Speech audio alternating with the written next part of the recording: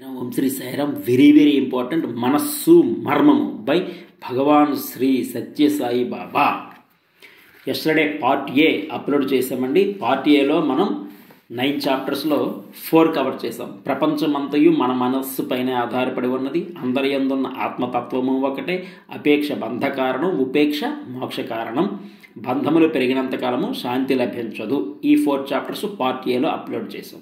Next 5 chapters కూడా part B. చిత్తశుద్ధి చేత జ్ఞానశుద్ధి కలుగుతుంది. సుఖ దుఃఖములు మనసు యొక్క కల్పితములే. నేను అనే సత్యాన్ని గుర్తించడం మానవునికి అత్యవసరం.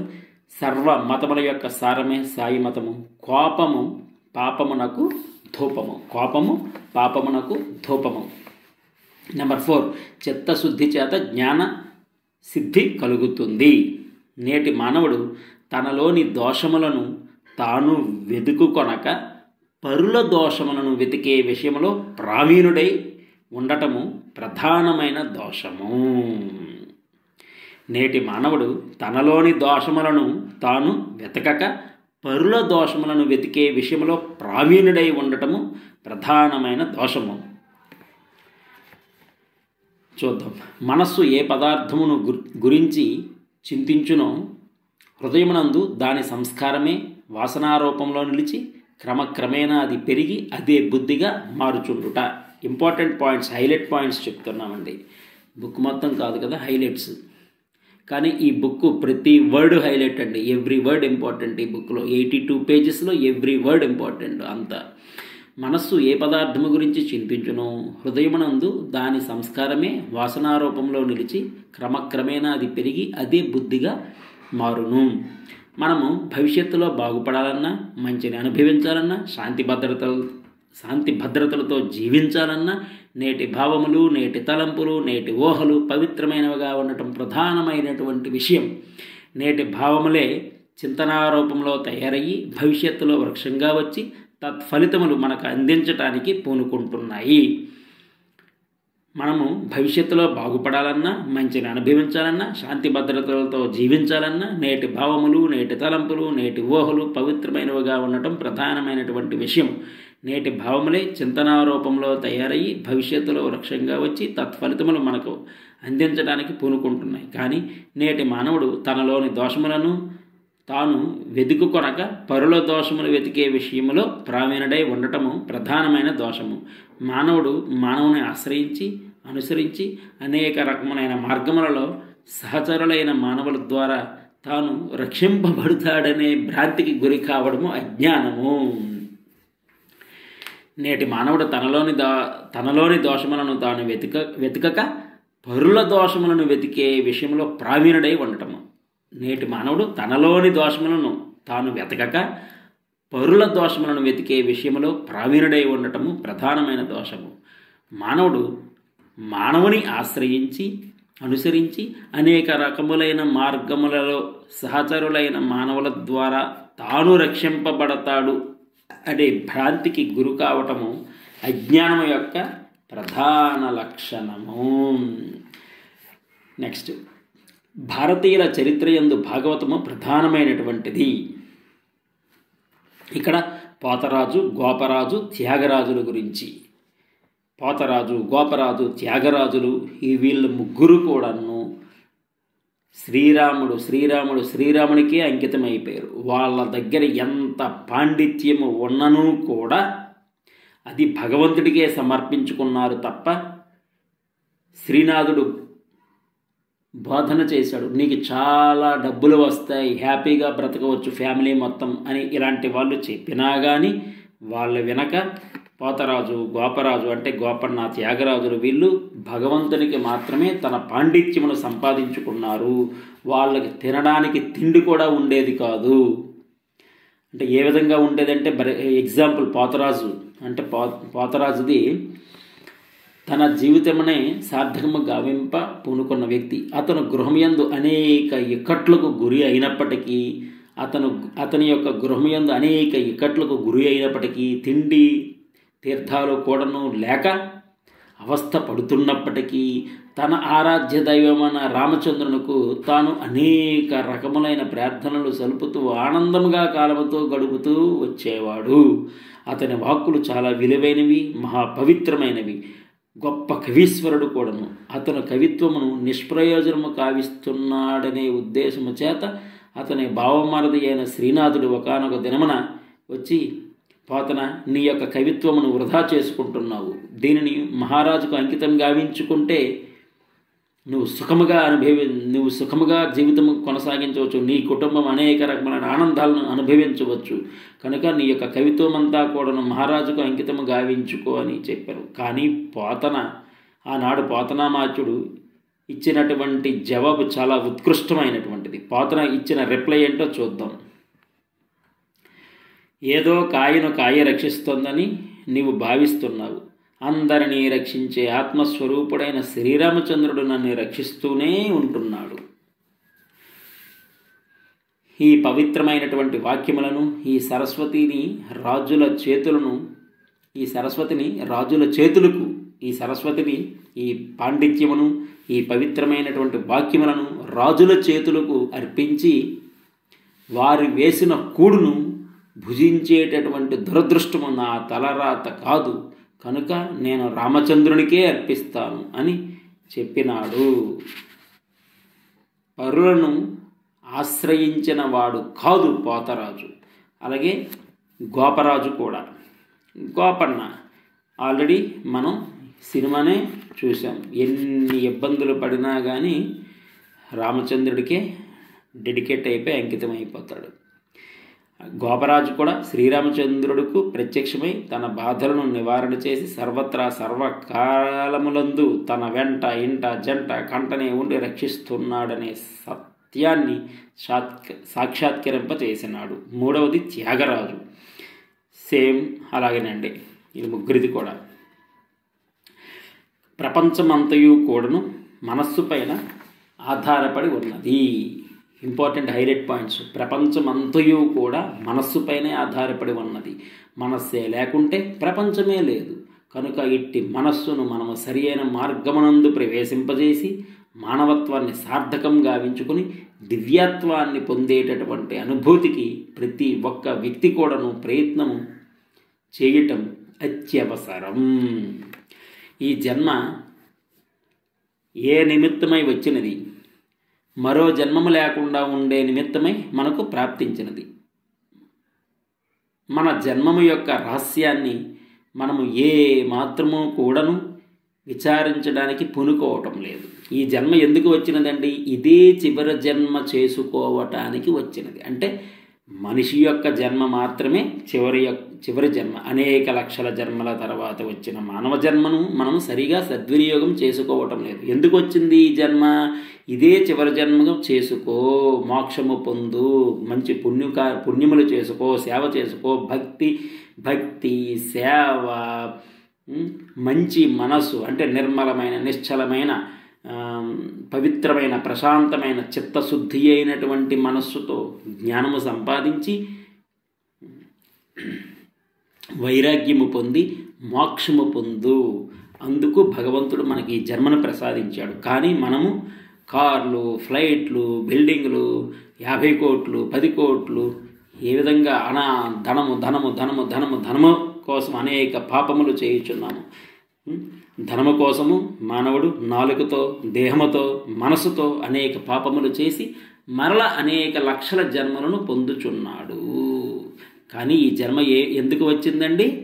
ఇదే చివరి జన్మగా చేసుకొని భగవంతునిలో ఐక్యం అయిపోతే మోక్షం, అంతే. ఇంకా మరి జన్మలు ఉండవు. హ్యాపీ. జన్మలంటేనే దుఃఖము, జన్మ అంటేనే చింత. ఎందుకంటే పాప పుణ్యముల మిశ్రమమే జన్మం. కొంతమందికి ప్రారంభంలో ఎన్నో రకములైన కష్టములు, కొంతమందికి మధ్యలో, కొంతమందికి చివరిలో వస్తూ ఉంటాయి. ఇది ఎన్ని జన్మల పుణ్యఫలము ప్రోగు చేసుకొని పొందినటువంటి ఒక వరప్రసాదంగా మనము భావించుకున్నప్పుడే సక్రమమైనటువంటి మార్గాన్ని అవలంబించడానికి తగిన ప్రయత్నమును పూనుకుంటాము. ఎన్ని జన్మల పుణ్యఫలమో ప్రోగు చేసి పొందినటువంటి ఒక వరప్రసాదంగా మనము భావించుకున్నప్పుడే సక్రమమైనటువంటి మార్గాన్ని అవలంబించి తగిన ప్రయత్నమును పూనుకుంటాము. జన్మ అంటే తినడం, తిరగడం, పడుకోవడమేనా? తినటం, నిద్రించడం, అనుభవించడం, చావటం ఇంతేనా? కాదు కదా. ఇదే చివరి జన్మగా చేసుకోవాలి. ఈ దుఃఖములకంతకు మూల కారణము అపేక్షయే. అన్ని దుఃఖములకు మూల కారణము అపేక్ష. నిన్న చెప్పినట్లుగా మన అపేక్షనే మనలను ముంచుతుంది, ఉపేక్షనే మనలను తేల్చుతుంది. అపేక్ష ముంచుతుంది, ఉపేక్ష తేల్చుతుంది. సో అపేక్ష ఉపేక్షలకు అతీతమైనటువంటి స్థానమందు ఉంటుండాలి మన యొక్క తత్వము. చిత్తశుద్ధి వలన జ్ఞానసిద్ధి కలుగును. చిత్తశుద్ధి వలన జ్ఞానసిద్ధి కలుగును. చిత్తశుద్ధి వెరీ ఇంపార్టెంట్. దైవబలము, ఆత్మవిశ్వాసము, చిత్తశుద్ధి వెరీ ఇంపార్టెంట్. దైవబలము, ఆత్మవిశ్వాసము, చిత్తశుద్ధి. దైవబలము, ఆత్మవిశ్వాసము అంటే సెల్ఫ్ కాన్ఫిడెన్స్. చిత్తశుద్ధి అంటే నిర్మలమైన, నిశ్చలమైన, పవిత్రమైన, ప్రశాంతమైన, ఆనందకరమైన మనస్సు ఇంపార్టెంట్. చిత్తశుద్ధి అంటే ప్యూరిటీ, అంటే మంచి భావములు, మంచి ఆలోచనలు, నిర్మలమైన, నిశ్చలమైన, ప్రశాంతమైన, పవిత్రమైన, ఆనందమైన మనసు ఇంపార్టెంట్. దానివల్ల జ్ఞానము వస్తుంది. బ్రహ్మచర్యలతో కానీ బ్రహ్మకర్మలతో కానీ అంతఃశుద్ధి మనకు లభించడం చాలా దుర్లభం. బ్రహ్మచర్యలతో కానీ బ్రహ్మకర్మలతో కానీ అంతఃశుద్ధి మనకు లభించడం చాలా దుర్లభం. ఆత్మవిశ్వాసము, చిత్తశుద్ధి, ఎట్టి కార్యమనందు కానీ ఫలసిద్ధిని మనం అనుభవించలేము. అంటే దైవబలము, ఆత్మవిశ్వాసము, చిత్తశుద్ధి very very very very important. Meditation, ధ్యానము. మెడిటేషన్, ధ్యానం అనగా ఏకాగ్రత. ఏకాగ్రత ఏకాగ్రత నీకు ఎంత ఎక్కువ ఏకాగ్రత ఉంటే అంత మంచిది. సో చిత్తశుద్ధి అనేది వెరీ ఇంపార్టెంట్. మనసు యొక్క తత్వాన్ని నిర్దేశించేది ఏకాగ్రత. మనసు ఎంత బాగా ఉంటే అంత మంచిది. మనసు యొక్క తత్వాన్ని ఏక మార్గమునందు, ఏక భావమునందు, ఏక తలంపునందు ఇమిడ్చడమే మెడిటేషన్ అన్నారు. దీనినే ధ్యానం అని చెప్తూ వచ్చారు. ఈ బంధమునకు మోక్షమునకు మనస్సే కారణము. ఈ బంధమునకు మోక్షమునకు మనస్సే కారణము. మన ఇష్టము అనేటటువంటి అహంకారము చిత్తము లోపల ప్రవేశించకూడదు. అహం అనేటటువంటిది అందరి యందు కూడాను నిరంతరము ఉండేటటువంటిది. అది నిరంతరము నిత్యమై, సత్యమై, నిర్మలమై ఉండేటటువంటిదే. ఈ బంధమునకు మోక్షమునకు మనస్సే కారణము. బంధమునకు మోక్షమునకు కూడా మనస్సే కారణము. బంధములు ఉండకూడదు. బంధములు ఉండకూడదు. అప్పుడే మోక్ష ప్రాప్తి కలుగుతుంది. బంధములను త్రుంచవలెను. అది మన ఇష్టము అనేటటువంటి అహంకారము చిత్తము లోపల ప్రవేశించకూడదు. అహం అనేటటువంటిది అందరి యందు కూడాను నిరంతరము ఉండేటటువంటిదే. అహంకారం అందరిలోని నిరంతరము ఉంటుంది. అది నిరంతరము నిత్యమై, సత్యమై, నిర్మలమై ఉండేటువంటిదే. కానీ అప్పుడప్పుడు వచ్చిపోయేటటువంటిది అహంకారం. కనుక వచ్చిపోయే అహంకారము మనకు ప్రాధాన్యత అందించకూడదు. నిరంతరము సత్యమై, నిత్యమై ఉండేటటువంటి అహమునకు మనము తగినటువంటి గౌరవాన్ని అందించాలి. అహంకారము ఉండకూడదు. అది ఈనాడు రక్తికి కానీ, విరక్తికి కానీ, భుక్తికి కానీ, దేనికైనా కూడాను ఈ మనస్సు యొక్క లక్షణాలే పరిపరి విధములైన రూపాలను ధరిస్తూ ఉంటాయి. రక్తికి కానీ, విరక్తికి కానీ, భుక్తికి కానీ, దేనికైనా మనసు. ఆ మనసే ఇంపార్టెంట్. అంటే మంచి మనసు ఎలాగ ఉన్నా నిర్మలమైన, నిశ్చలమైన, పవిత్రమైన, ప్రశాంతమైన మనసుగా మనం ఆనందకరమైన మనసుగా చేసుకోవటమే. లేదా మనసుని లేకుండా చేసుకోవాలి. మనసును లేకుండా చేసుకోవడం పర్మనెంట్ సొల్యూషన్. అంటే మనసు లేకుండా చేసుకోవాలి అంటే వాంఛలు లేకుండా ఉండాలి. ఏ విధమైన వాంఛలు, ఏ విధమైన కోరికలు, ఏ విధమైన వాసనలు లేకపోతే మనస్సే లేదు. అంటే భగవంతునికి మనం 24/7 ఎవ్రీ మినిట్, ఎవ్రీ సెకండ్ మన మనస్సుని భగవంతునికి సమర్పించుకోవటమే. Every minute, every second, every microsecond మన మనస్సుని భగవంతునికి ఇచ్చేయటమే, భగవంతునికి సమర్పించుకోవటమే. It is only the permanent solution. ఉత్సాహము, ఉల్లాసము, అభీష్టము నాలో ఉండటం చేత ఈ 10 దినములు కూడాను మనస్సు యొక్క తత్వాన్ని మీకు ప్రబోధించారని స్వామి చెప్పారు. నిజముగా మనము తెలుసుకోవలసినటువంటిది దైవ సాక్షాత్కారం అనుకుంటున్నాము, పరమాత్మని యొక్క అనుగ్రహం అనుకుంటున్నాము, మోక్షప్రాప్తి అనుకుంటున్నాము. అది కాదు. మనము తెలుసుకోవలసినటువంటిది మనస్సు యొక్క మర్మాన్ని. మనము తెలుసుకోవలసినది ఏమిటి? మనస్సు యొక్క మర్మాన్ని. మనము తెలుసుకోవలసినటువంటిది ఏంటి? మనస్సు యొక్క మర్మాన్ని. అది తెలుసుకుంటే మోక్షము తనంతట తానే మనకు లభిస్తుంది. సాక్షాత్కారము తానంతట అదే లభిస్తుంది. మనము తెలుసుకోవలసినటువంటిది మనస్సు యొక్క మర్మాన్ని. అది తెలుసుకుంటే మోక్షము తనంతట తానే మనకు లభిస్తుంది. సాక్షాత్కారము తానంతటానే లభిస్తుంది. నెక్స్ట్ చాప్టర్ సుఖ దుఃఖములు మనస్సు యొక్క కల్పితములే. Chapter number 6. Chapter number 5 part ఏలోకి వెళ్ళిపోయిందండి. చాప్టర్ నెంబర్ 6 సుఖ దుఃఖములు మనస్సు యొక్క కల్పితములే. సుఖ దుఃఖములు మనస్సు యొక్క కల్పితములే. Page number 49. పేజ్ నెంబర్ 49 చూద్దాం. దివ్యాత్మ స్వరూపులారా, ఇది very very very very important అండి. దివ్యాత్మ స్వరూపులారా, పొంగులన్నీయు కృంగవలసినవే. పొంగులన్నీయు కృంగవలసినవే. కూడబెట్టినది నశింపవలసినదే. కూడబెట్టినది నశింపవలసినదే. సంయోగమునకు వియోగము తప్పదు. సంయోగమునకు వియోగము తప్పదు. జననమునకు మరణము పర్యవసానము. జననమునకు మరణము పర్యవసానము. ఇంద్రియములను చల్లబర్చుకునే నిమిత్తమే, సుఖనిద్రను అనుభవించు నిమిత్తమే, ప్రశాంతిని పొందే నిమిత్తమే సూర్యాస్తమనకై వేచి ఉంటాడు. ఇంద్రియములను చల్లబర్చుకునే నిమిత్తమై, సుఖనిద్రను అనుభవించు నిమిత్తమే, ప్రశాంతిని పొందే నిమిత్తమే సూర్యాస్తమనకై వేచి ఉంటాడు. సూర్యోదయ సూర్యాస్తమయములు మానవునికి కేటాయించిన ఆయుఃప్రమాణములు. అవి మృంగుచున్నావనే సత్యాన్ని కూడాను గుర్తించుకోలేని అమాయకుడుగా తయారవుతున్నాడు మానవుడు. అంటే ఎన్ని రోజులు గడిచే కొద్దీ మన ఆయుర్దాయం తగ్గుతున్నట్లే కదండి. ఎన్ని సూర్యోదయములు ఎన్ని సూర్యాస్తములు అయింది అంటే డేస్ గడిచిపోతున్నాయి. అంటే మన ఆయుష్ ప్రమాణం తగ్గిపోతుంది. ఆ సత్యాన్ని కూడా మనం గ్రహించుకోలేనంత అమాయకుడుగా తయారవుతున్నాము. ఎక్కడ సుఖమున్నదో అక్కడ దుఃఖమే ఉన్నది అనే సత్యాన్ని కూడా గుర్తించుకోలేకపోతున్నాడు మానవుడు. ఎక్కడ సుఖమున్నదో అక్కడనే దుఃఖము కూడా ఉన్నది. అదే సత్యము. మానవుడు ఈ సుఖ దుఃఖములు మనస్సు యొక్క కల్పితముననే సత్యాన్ని కూడాను విచారించలేకపోతున్నాడు మానవుడు మంచి కావాలని అర్థిస్తున్నాడు. మంచి కాలము అనుభవించాలని ఆశిస్తున్నాడు. మంచి పదవులు రావాలని ఆశిస్తున్నాడు. మంచి జీవితాన్ని గడపాలని కూడా ఆశిస్తున్నాడు. కానీ మంచి బుద్ధులు రావాలని, మంచి జన్మము కావాలని ఆశించటం లేదు. మంచి బుద్ధులు రావాలని, మంచి జన్మము కలగాలని ఆశించటం లేదు. చెడ్డ బుద్ధులను ప్రవేశింపజేసుకుని మంచి ఫలితము లభించాలంటే సాధ్యమా? దుర్బుద్ధులు హృదయమునందు చేర్చుకొని సత్కీర్తిని ఆర్జించాలంటే సాధ్యమవుతుందా? మంచి బుద్ధుల చేత, మంచి నడతల చేత, మంచి మాటల చేత మంచితనాన్ని పొందడానికి మానవునికి అధికారం ఉంటుంటుంది. మంచి బుద్ధుల చేత, మంచి నడతల చేత, మంచి మాటల చేత మంచితనాన్ని పొందడానికి మానవునికి అధికారం ఉంటుంటుంది. ఔషధము చేదుగా ఉండినప్పటికీ రోగి దానిని భుజింపక తప్పదు. ఔషధము చేదుగా ఉన్నప్పటికీ రోగి దానిని భుజింపక తప్పదు. అదే విధముగా మనకు ద్వేషి అయినవాడైనప్పటికీ వానిలో సుగుణములు ఉండినప్పుడు అతనిని మనము మిత్రునిగా అంగీకరించుట ఉత్తమమైన మార్గము.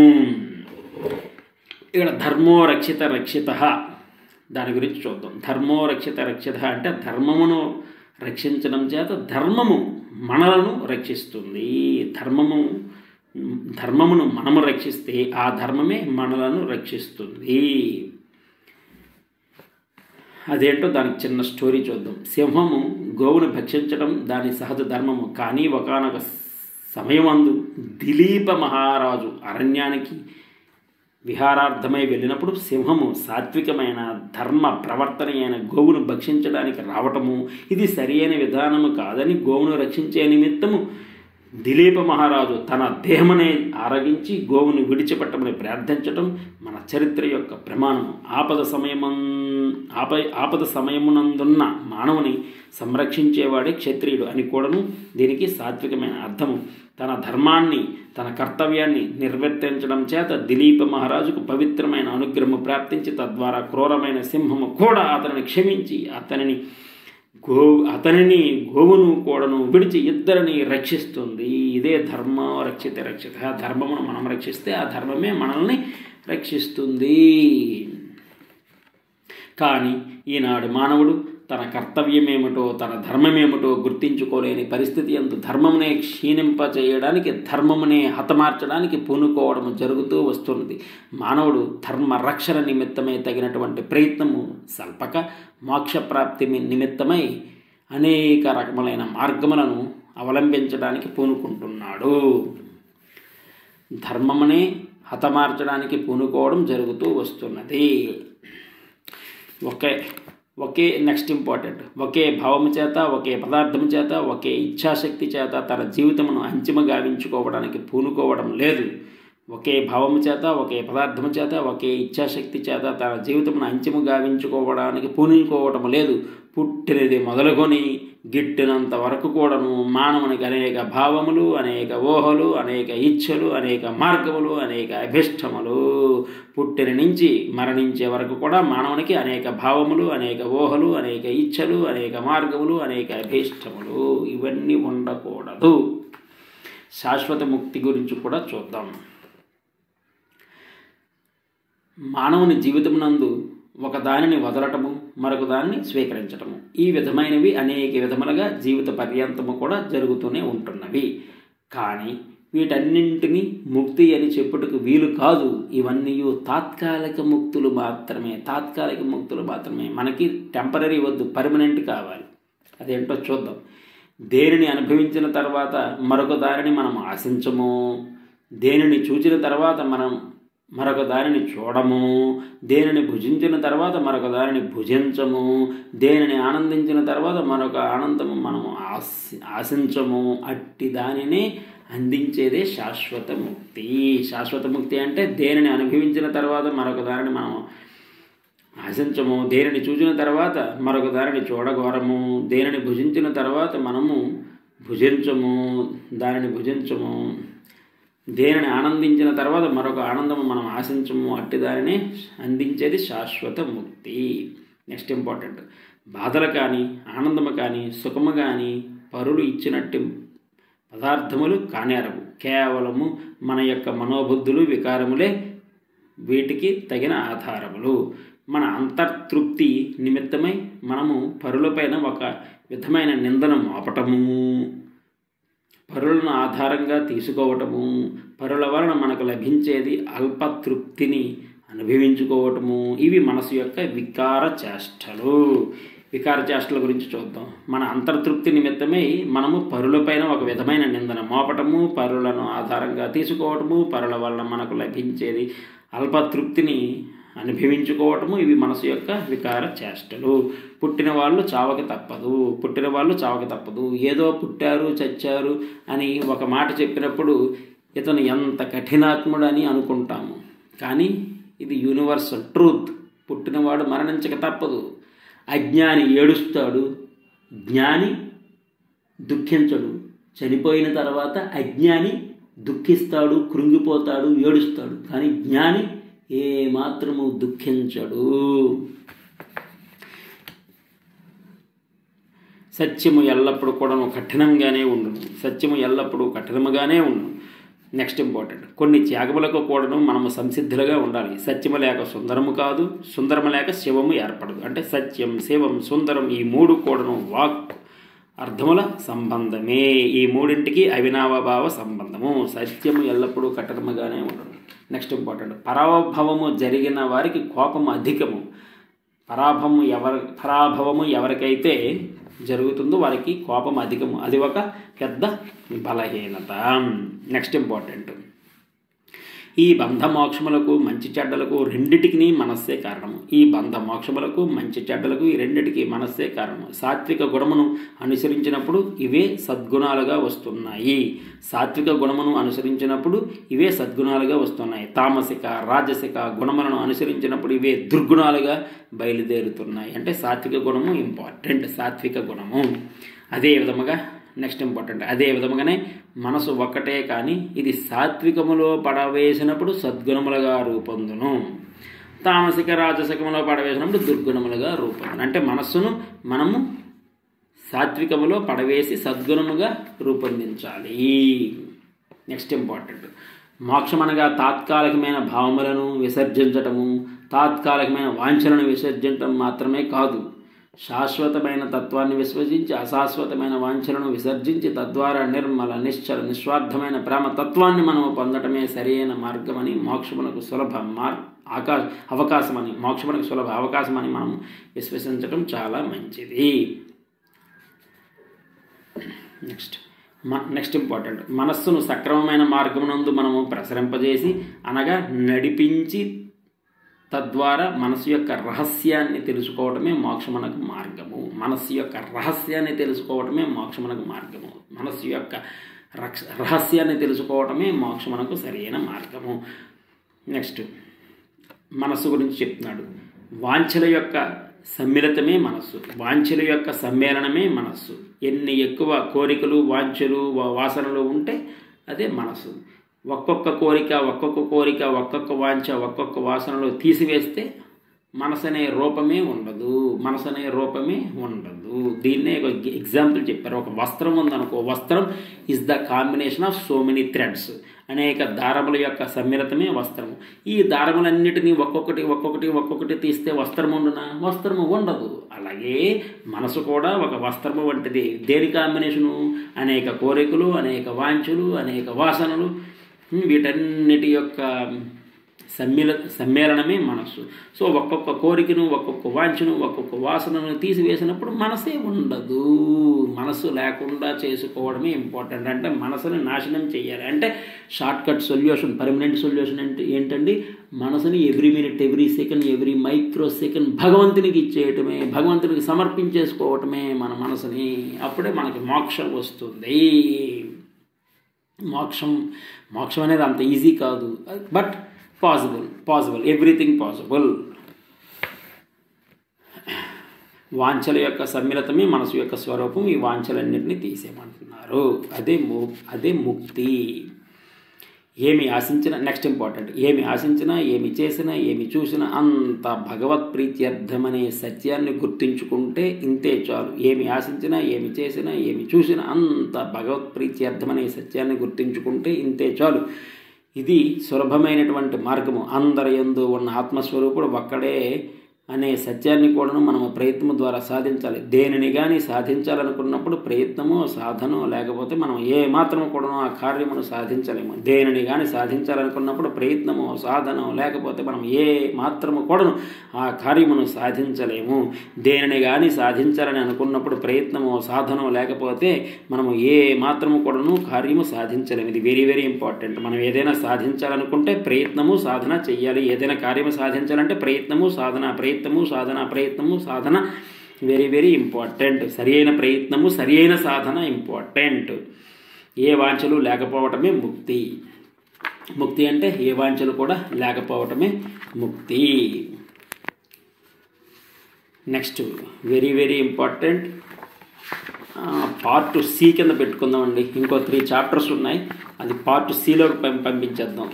నెంబర్ 7, 8, 9 నేను అనే సత్యాన్ని గుర్తించడం మానవునికి అత్యవసరము. నెంబర్ 8 సర్వ మతముల యొక్క సారమే సాయి మతము. నెంబర్ 9 కోపము పాపమునకు ధూపము. అది పార్ట్ సి కింద పెట్టేద్దాం. ఎందుకంటే ఇట్ ఈస్ వెరీ బిగ్ అండి. ఇందులో ఎవ్రీ వర్డ్ ఇంపార్టెంట్. ఈ బుక్లో ఎవ్రీ వర్డ్ ఇంపార్టెంట్ అండి. Love all serve all help ever hurt never సమస్తలోకా సుఖినో భవంతు. Love all serve all help ever hurt never సమస్తలోకా సుఖినో భవంతు. Thank you.